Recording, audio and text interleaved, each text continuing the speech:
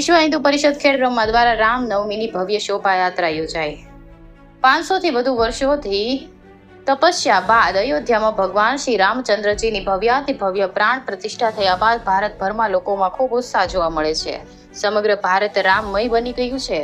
અયોધ્યામાં પ્રભુ રામની પ્રાણ પ્રતિષ્ઠા પછી આવેલ પ્રથમ રામનવમીએ સમગ્ર ભારતમાં જબરદસ્ત માહોલ ઉભો થયો છે। આવા સમયે ખેડબ્રહ્મા શહેરમાં વિશ્વ હિન્દુ પરિષદ, બજરંગ દળ તથા દુર્ગા વાહિની દ્વારા રામનવમીની ભવ્યાતિ ભવ્ય શોભાયાત્રા નીકળી હતી। ડીજે સાથે નીકળેલા ભવ્ય શોભાયાત્રામાં ભગવાન શ્રી રામનો આકર્ષક ફોટો રથમાં બિરાજમાન કરાયો હતો।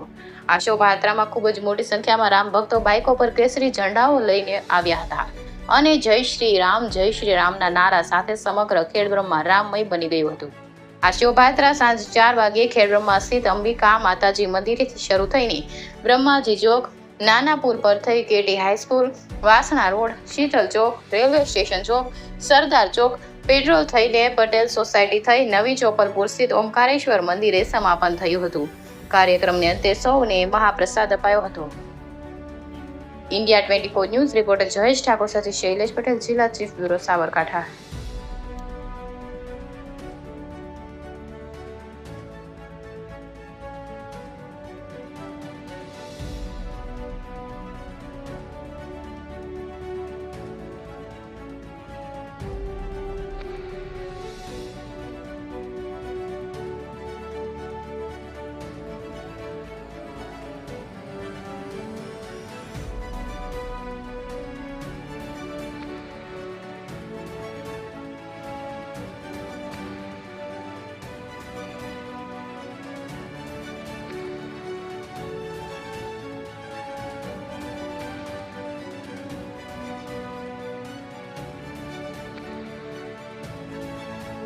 भगवान श्री राम 500 वर्षना इतिहास बाद પોતાના નિજ મંદિરની અંદર જ્યારે સ્થાન લીધું છે ત્યારે આજે રામ જન્મ મહોત્સવની ઉજવણી ખેડબ્રહ્મા જિલ્લા વિશ્વ હિન્દુ પરિષદ દ્વારા કરવામાં આવી।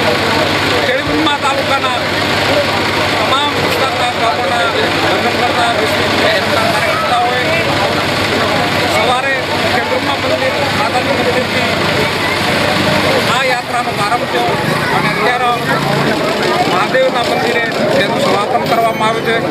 ખેડબ્રહ્મા જિલ્લા વિશ્વ હિન્દુ પરિષદ બજરંગ દળ દ્વારા વડાલી, વિજયનગર, કોસીના, ચીઠોડા, દિલવાડા અને લાંબડિયા પ્રખંડની અંદર બહુ મોટા પ્રમાણમાં હિન્દુ સમાજ દ્વારા રામ જન્મ મહોત્સવનો કાર્યક્રમ યોજવામાં આવ્યો હતો અને સમગ્ર વિસ્તાર રામમય બની ગયો છે।